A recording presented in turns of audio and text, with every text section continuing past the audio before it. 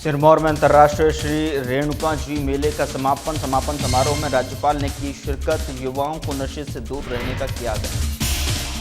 शिमला में सड़कें खुलने पर होंगे पंचायती राज चुनाव। सीएम ने हिमाचल में कांग्रेस संगठन के गठन की होने की कही बात। पूर्व सीएम पर लगाया प्रदेश के अध्यक्ष का आरोप। पीएम ग्राम सड़क योजना का चौथा चरण हिमाचल में 2271 करोड़ से बनेगी 294 सड़कें। गुणवत्ता में कमी पाए जाने पर होगी कड़ी कार्रवाई। केंद्रीय टेलीकॉम विभाग की पहल टेलीकॉम सिक्योरिटी कॉन्फ्रेंस का किया गया आयोजन। 7 राज्यों के 100 से अधिक प्रतिनिधियों ने देखा। रुद्र ठाकुर तीसरी बार बने अध्यक्ष। हिमाचल विंटर गेम्स एसोसिएशन के बने अध्यक्ष। नमस्कार, मैं हूं आपके साथ गौरव राजेंद्र। बुलेटिन की शुरुआत करते हैं। राज्यपाल श्री प्रताप शुक्ल ने आज सिरमौर जिले के रेणुका जी में अंतर्राष्ट्रीय श्री रेणुका जी मेले के समापन समारोह की अध्यक्षता की और इस अवसर पर उन्होंने पवित्र श्री रेणुका जी झील के देवघाट पर प्रतिदिन आरती के आयोजन की पहल की सराहना की है। साथ ही उन्होंने कहा कि आने वाली पीढ़ियों के लिए समृद्ध सांस्कृतिक और आध्यात्मिक विरासत को संरक्षित करने की इस परंपरा को आगे बढ़ाना चाहिए। उन्होंने कहा कि श्रद्धालु भक्तिभाव के साथ इस पवित्र स्थान पर आते हैं, यह अत्यंत प्रेरणादायक है। भगवान परशुराम की कृपा इस अटूट आस्था पर सदा बनी रहे। उन्होंने आरती की नई परंपरा शुरू करने के लिए जिला प्रशासन और श्री रेणुका जी विकास बोर्ड की सराहना की और स्थानीय आश्रमवासियों से नियमित रूप से आरती करने का आग्रह किया। लोगों से अपनी सांस्कृतिक विरासत का संरक्षण करने का आह्वान करते हुए उन्होंने देश की रक्षा में सिरमौर के लोगों के उल्लेखनीय योगदान की सराहना की। उन्होंने कहा कि आस्था और भक्ति का संगम यह मेला देश भर के लोगों के लिए विशेष महत्व रखता है। राज्यपाल ने श्री रेणुका जी क्षेत्र में प्राकृतिक सौंदर्य से संवर्धन और इसकी पवित्रता बनाए रखने के लिए सरकार और समाज से सामूहिक प्रयास करने का आह्वान किया। उन्होंने लोगों और विशेषकर युवाओं से नशे से दूर रहने और एक स्वस्थ और नशा मुक्त समाज के निर्माण में योगदान देने का आग्रह किया। उन्होंने कहा कि हम सभी को अपने गांव को नशे के खतरे से मुक्त और सुरक्षित रखने का संकल्प लेने की आवश्यकता है। इस अवसर पर राज्यपाल ने भगवान परशुराम जी और माता रेणुका जी के मंदिरों में पूजा अर्चना की और पारंपरिक देव विदाई समारोह में भाग लिया। इस अवसर पर रंगारंग सांस्कृतिक कार्यक्रम भी प्रस्तुत किए गए।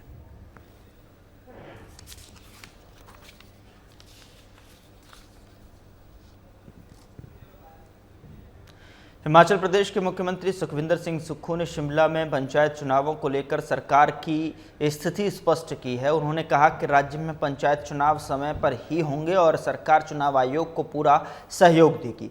शिमला में मीडिया के सवाल पर सीएम सुक्खू ने कहा कि चुनाव करवाने की प्रक्रिया चल रही है। सीएम ने बताया कि हिमाचल प्रदेश में अभी डिजास्टर एक्ट लगा है। सरकार का दायित्व तो बनता है कि सबसे पहले आपदा प्रभावित परिवारों तक राहत पहुंचाई जाए, पंचायतों की सड़कों को खोला जाए। जैसे ही सभी पंचायतों की सड़कें खुलेंगी, चुनाव करवाए जाएंगे। सरकार आपदा प्रभावितों को राहत पहुंचाने के लिए 10 नवंबर को मंडी में कार्यक्रम का आयोजन कर रही है, जिसमें आपदा प्रभावित परिवारों को घर निर्माण के लिए धनराशि मुहैया करवाई जाएगी और पहली किस्त के तौर पर 4 लाख रुपए दिए जाएंगे। तो वहीं आपको बता दें कि आवास निर्माण के लिए सरकार की तरफ से 7 लाख रुपए दिए जाएंगे।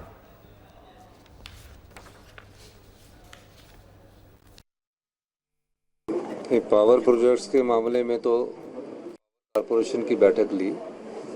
उन बैठक में शोंगटोंग प्रोजेक्ट की जो प्रगति है उस पर बात की गई है। काशंग प्रोजेक्ट है, सोलर पावर प्रोजेक्ट है, पेखू वाला प्रोजेक्ट है। सब प्रोजेक्टों को जो सारे जितने भी सोलर से संबंधित प्रोजेक्ट है उसकी बैठक ली, हाइड्रो से संबंधित है उसकी बैठक ली और 1 मेगावाट का जो ग्रीन हाइड्रोजन का प्रोजेक्ट हिमाचल प्रदेश की सरकार ऑयल इंडिया लिमिटेड के साथ लगाने जा रही है उसके संदर्भ में बैठक थी। और विस्तृत बैठक लेने के बाद टारगेट फिक्स किए गए कि शोंगटोंग प्रोजेक्ट जो है वो दिसंबर 26 को पहला यूनिट शुरू होना चाहिए और तकरीबन मार्च 27 में उस तीनों यूनिट स्टार्ट होने चाहिए ताकि 450 मेगावाट की जो पावर है वो हिमाचल प्रदेश सरकार को मिल सके। और जो हम सर्दियों में बिजली जो अक्टूबर से मार्च में सरकार हाइड्रो बिजली सरप्लस होने के बाद भी हम बाहर से बिजली खरीदते हैं, उसमें बिजली का रेट हमें 5 रुपये पर यूनिट के हिसाब से पड़ता है मार्च तक। तो हमने कहा कि सोलर पावर प्रोजेक्टों को बढ़ाया जाए। इस संदर्भ में सभी सोलर प्रोजेक्टों का भी रिव्यू लिया गया और मेरा मानना है कि जिस आत्मनिर्भर प्रदेश की दिशा में हमने बात की है कि 2027 में प्रदेश आत्मनिर्भर होगा, उस दिशा में हमारे जो हाइड्रो प्रोजेक्ट है, सोलर प्रोजेक्ट है और बिजली से संबंधित प्रोजेक्ट है, पंप स्टोरेज प्रोजेक्ट है, यही प्रदेश को आत्मनिर्भर कर सकते हैं। तो पंप स्टोरेज प्रोजेक्ट जो रेणुका में बनने हैं, उन सब की आज बैठक थी।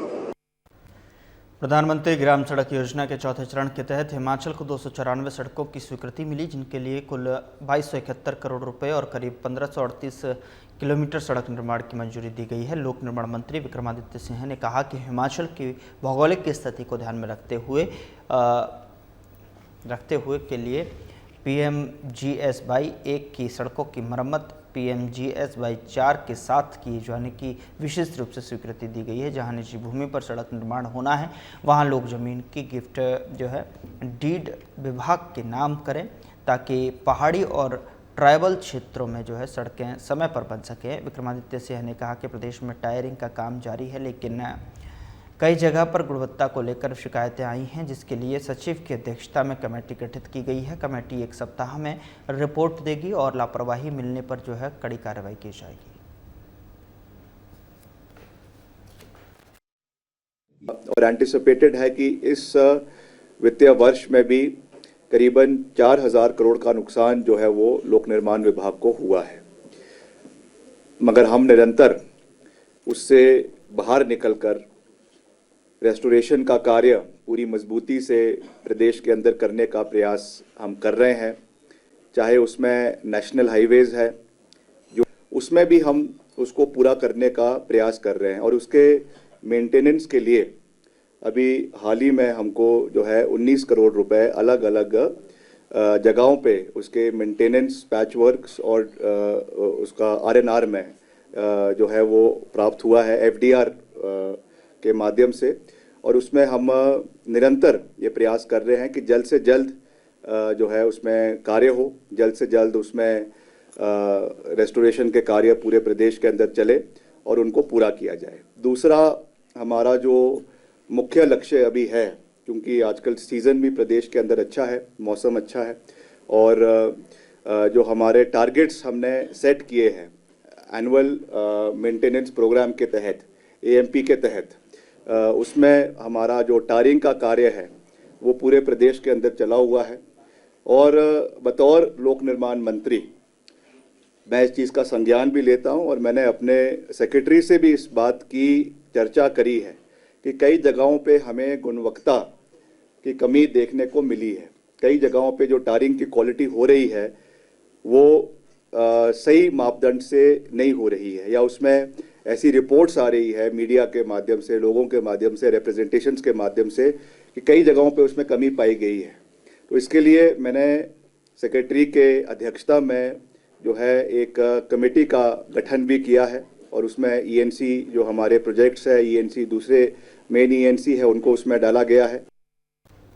केंद्रीय संचार मंत्रालय के दूरसंचार विभाग की ओर से हिमाचल में उत्तर क्षेत्रीय टेलीकॉम सिक्योरिटी कॉन्फ्रेंस का आयोजन किया गया। इस कॉन्फ्रेंस में उत्तर भारत के 7 राज्यों और 2 केंद्र शासित प्रदेशों के प्रतिनिधियों ने हिस्सा लिया। कार्यक्रम में केंद्रीय दूरसंचार विभाग के सचिव नीरज मित्तल ने ऑनलाइन माध्यम से हिस्सा लिया। कॉन्फ्रेंस में इस सभी राज्यों के टेलीकॉम, पुलिस, जांच और कानून व्यवस्था से जुड़ी एजेंसियों के प्रतिनिधियों ने भाग लिया और इसके अलावा रेलवे, बैंक और टेलीकॉम कंपनियों के प्रतिनिधि भी कॉन्फ्रेंस में शामिल हुए। कॉन्फ्रेंस में संचार माध्यमों में धोखाधड़ी से सुरक्षा के प्रति जागरूकता को लेकर चर्चा हुई।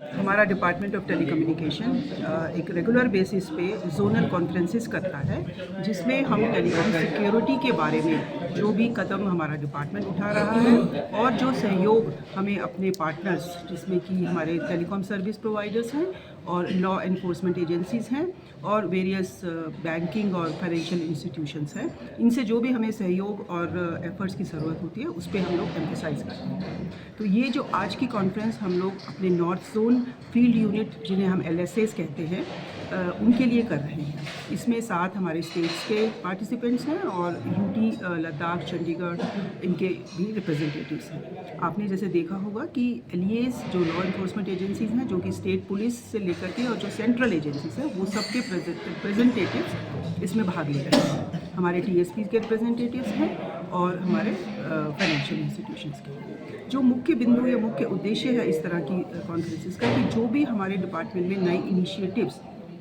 लॉन्च किए हैं उनके बारे में हम अपने सभी पार्टनर्स को अवगत कराएं।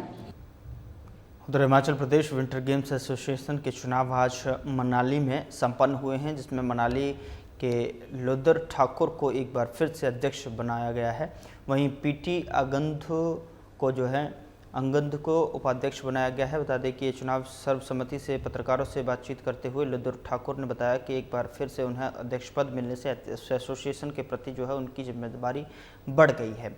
उन्होंने कहा कि अंतर्राष्ट्रीय प्रतियोगिता की तैयारी करने के लिए यहाँ देश में हमारे स्कीयर को सुविधा नहीं मिलती है, जिस कारण उन्हें मजबूरन विदेश में जाना पड़ता है, जिसमें अधिक धन की ज़रूरत पड़ती है। लुदर ठाकुर ने सरकार से गुजारिश की है कि उन्हें उच्च तकनीकी की इसकी सुविधा देश में उपलब्ध करवाया जाए, ताकि यहाँ के स्कीयर भी अंतर्राष्ट्रीय स्तर पर बेहतर प्रदर्शन कर पाएँ। ऑनली इलेक्शन था हमारा, कोई बाकी खास डिस्कस नहीं हुआ है। जो मैं थैंक्स करना चाहूँगा सबसे पहले तो मैं अपना, क्योंकि मेरा 3rd टाइम है, तो मैं सब जितने भी मेंबर्स हैं उन्होंने मेरे पर विश्वास जिताया। और चलो बनना तो एक अच्छी बात है, उसके बाद रिस्पॉन्सिबिलिटी मेरे लिए कंधों पे बहुत ज़्यादा होगी। और मैं चाहूँगा कि पूरे हिमाचल के हर एरिया में अच्छे से इसकी इवेंट्स हो जाएँ और बड़े से अच्छे तरीके से हो जाएँ। धन्यवाद।